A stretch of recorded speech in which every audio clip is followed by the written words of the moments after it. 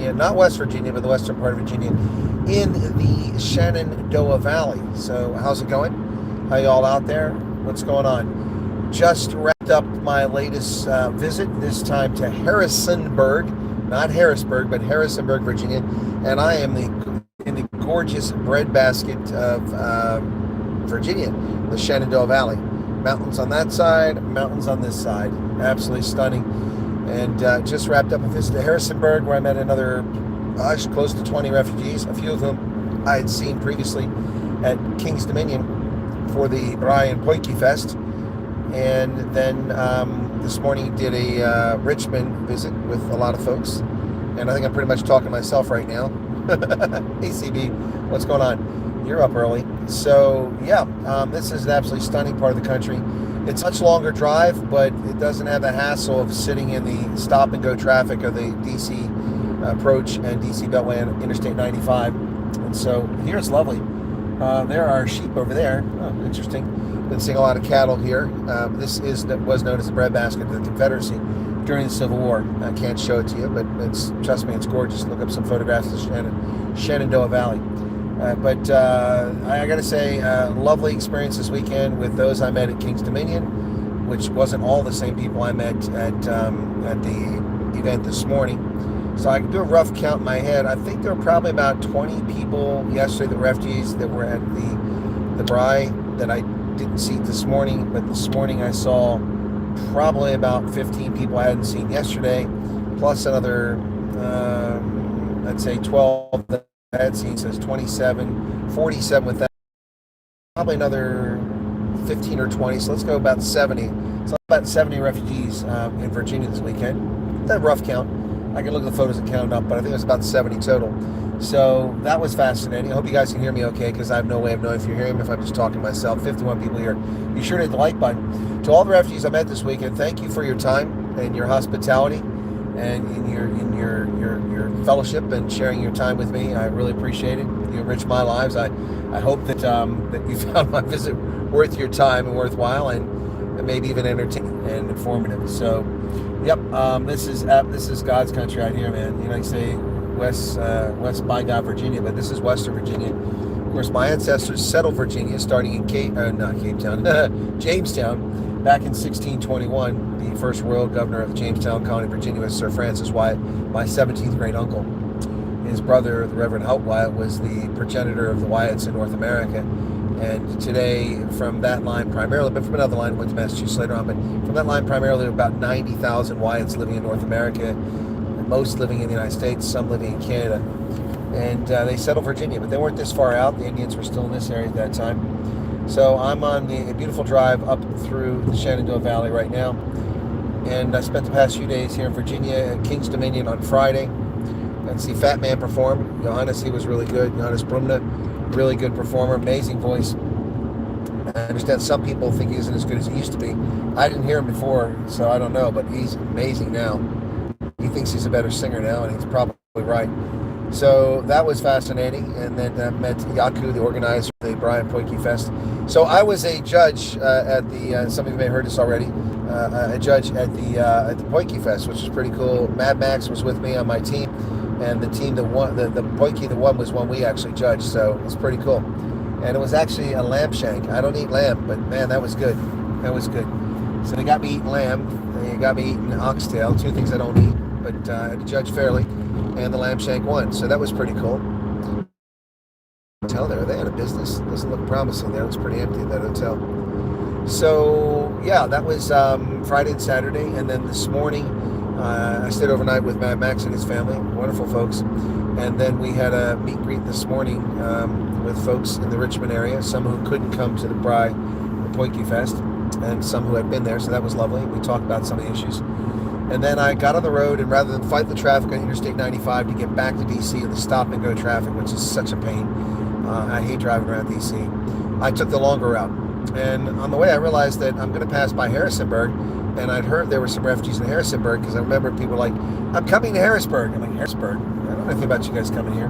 Well, they didn't mean Harrisburg, Pennsylvania, they meant Harrisonburg, Virginia. And so some folks showed up down here, and so I remember there were a few folks. So I asked Jan if he could get the word out to folks in Harrisonburg, and he did. And we had like 20 plus people show up for this. It was really cool.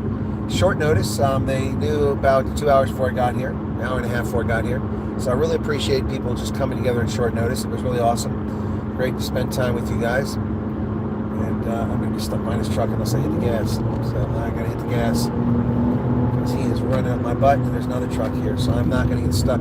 That happened to me a little while ago. I got stuck behind a truck, stayed in the overtaking lane for 5 miles and didn't overtake a pickup truck, a bucket. Oh my goodness. Got a little bit annoyed at that. There's some winter wheat growing in that field over there. Anyway, but no, I mean, it's just gorgeous. The mountains, the rolling hills out here. I mean, it's similar to where I'm at in Pennsylvania, but not in a valley like this. I'm on the edge of the hills, so this is pretty cool. Anyway, Shenandoah Caverns, exit 269. If you know the Shenandoah Valley, that's where I'm at right now. I will have to stop for some petrol here eventually because I got to tell you, folks, I'm under 100 miles on the range. My trip is 153 miles home from here. If I was in Germany, I could do that in less than 2 hours. But this isn't Germany, so I cannot speed like that. So it's going to take me just under 3 hours to get back. But that's okay. It's Sunday. Nothing else going on. It's still evening. Overcast skies, but I'll still have light for a couple hours. At this time, it's April, so it should be light till around 9 at least. By then, I'll be close to Maryland, so that way I know very well. This route I haven't traveled in many, many years. This is Route Interstate 81, so going north. It's absolutely gorgeous as the trees all come in bloom because it's springtime here. And here comes that truck again, camping in the left lane, not passing anybody. So I am not going to get caught by this truck. There's a lot of traffic coming up here, so I'm going to go past them. But it was really a privilege to meet all these folks and their kids and hear their stories, the challenges that some of them face with their refugee agencies, the successes they face. It's been an interesting 2 weeks between Pittsburgh, Columbus, Cleveland, Erie, Buffalo, and now Richmond and Harrisonburg. Really interesting time. So I'll be home this week and sorting through emails that I haven't been able to get to, and also writing up my trip reports for Refugee Resettlement Office, and we'll see how it goes. Also, I may have to deal with that issue of that gentleman in Erie who tried to intimidate Jared. So that's what's coming up this week. Also, I have interviews. Jared will probably do an interview on Friday, and then we may have Minri back on up there in Wisconsin, Eau Claire, Wisconsin. She's been on before. She wanted to give an update, so we may have her on this week as well. And I'll begin booking some other things, some non-refugee interviews again. I mean, most recent interviews I had have been non-refugee. I had Dr. Corney Mulder on from Freedom Front Plus, and then what else I have on? David from the Free Market Foundation. It's time to get some more folks on. Tuesday morning is busy for me. Tuesday morning I will be on the Truth Report with Rob herself on Tuesday morning. So that's Tuesday at noon if you want to catch that. So Rob and I and Joe Emilio will be on, so I'm looking forward to that. And then I drop off my car so they can look at this exhaust and see if I've got a problem here or not. So that's what's coming up this week. And then we're in full spring mode, and everything's blooming and stuff's happening. Major League Rugby's back underway, but I'm not covering that this season, so that really doesn't impact me. But we've got test matches coming up in June for the Springboks. Looking forward to that. Then the All Blacks tour, they come to South Africa, and then they come to America. I met several people recently who are going to the between Dallas and then coming up here, and also other places. People are going to be at that Springboks game. So I'll do a meet and greet, maybe on the Friday, maybe also on Saturday in Baltimore for those who want to hang out and say hello. That'll be pretty cool. So the Bry Army will also be there, unrelated to me, but I guess I'm kind of an honorary member of the Bry Army. I've never paid dues or anything. They did give me a cap, so I got to take my cap out, and I'll take it with me. But looking forward to the 12th September, I think it is. I do have a reservation in Baltimore for the Friday night. I never knew when the game was going to be played, so if it's an afternoon game, I'll go home afterwards. But yeah, looking forward to it. South Africans hanging out there should be pretty cool. Looks like I'm losing a lot of viewers here. Am I boring you? Sorry about that. Were you tuning in to hear something else? I'm just giving folks an update about what's going on as I head back from my refugee recon. It's a refugee recon. So I'm a scout going out and talking to the refugees. So as I said at the Bry last night, when they asked me to speak for a few minutes, and I spoke to the audience, including the refugees, and I said, I really want to start, straying away from that term refugee for those who've been here. I want to start saying the recently arrived or the new arrivals in America, because while they may be refugees, they're here now, and so they're new arrivals in America. And so I think we should start looking at them as that way. I mean, unless they're newly arrived, and you want to call yourself a refugee, that's fine. But recent arrivals, newly arrived in the U.S., I think that's a good way to describe folks. So wow, the audience is really fading out, down to 116. I must be very boring. Anyway, what is the price of petrol here? There's a Sheets. Excuse me. I'm trying to see the price. $4.99. I'm not paying that. It's way over the top. And this truck is still in the left lane. He's never gotten the right lane. What a jerk. $3.97. I'm not paying that either. I still can go a ways further on this tank. Get to Maryland, it'll be cheaper. It's expensive here in Western Virginia. Or maybe it's all gone up. Who knows? After they tried to kill Trump. Did you all catch that? They tried to assassinate President Trump again last night. That's the third time they tried to kill our president.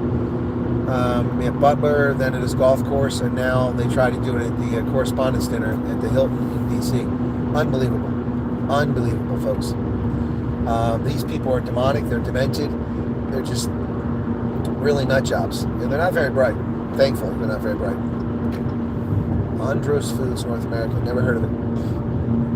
I wonder what they make. So, anyway, I had a little breakfast this morning with Matt Max and his family, but I haven't eaten since then. I'm kind of hungry. So, along the way, I may have to drop off here and stop and get some food, but we'll see. Anyway, it has been a fascinating adventure. In the past 2 weeks, I've been to Pittsburgh, where I'd previously been, Columbus, Cleveland, Erie, Pennsylvania, Buffalo, New York, and then down to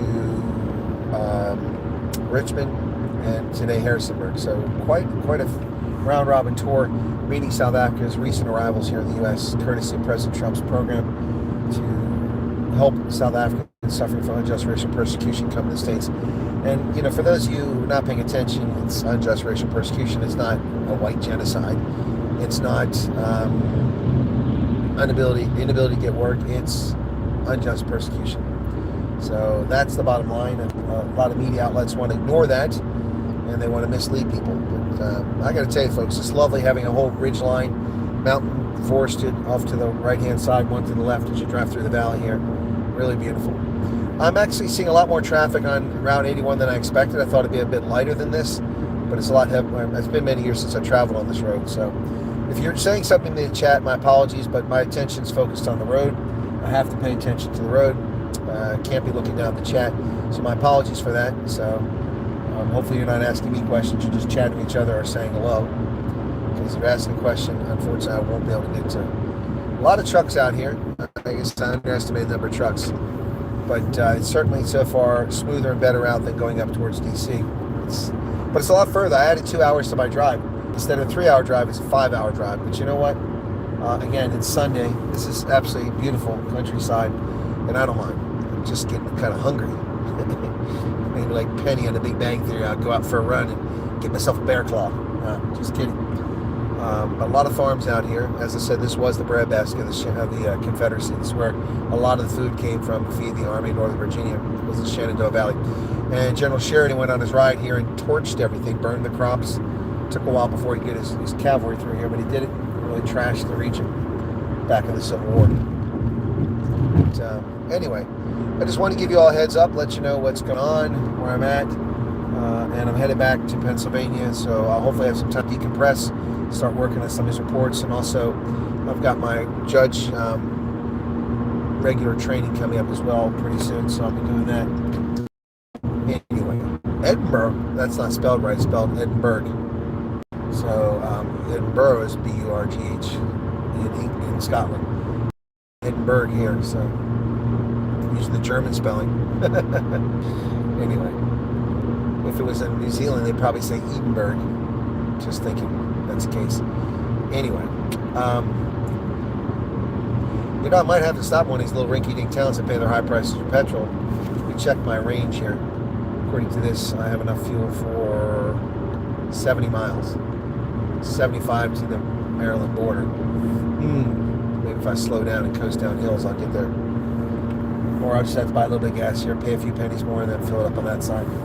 But it might be just as high. It's a short short stretch of Maryland, driving up through Hagerstown. So anyway, but this is one of the major through routes on the East Coast. You've got I-5. So I'm going to get up here closer before this truck pulls out in front of me. Bastardi! Bastardi! Hey! Come sta, bastardi? Bastard pulled in front of me. He's not even going the speed limit, well below it.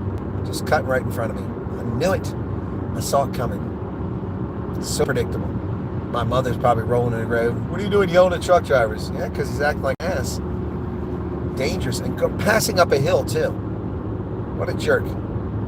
Now slowed down to less than 10 miles below the speed limit. He still hasn't got out of the way. I can't see if I should just go. Yeah, there he goes. He gets out of the way. Truck drivers. These days, you don't know if they got their license illegally in California, before they banned the CDLs for non-green card holders or permanent residents or citizens. So you got to wonder. Oh, the crowd keeps shrinking. Wow, what's going on there? Anyway, all right, so you're all up to date. That's what's going on.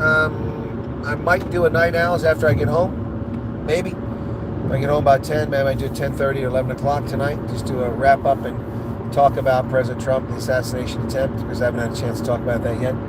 But stay tuned. Might be on a little bit later on, okay? All right, you guys, take care. Thanks for the 171 who popped in, but all of you who left, I'm not sure why you left, but thanks. We'll catch you later. Be sure to hit the like button, all right? Take care.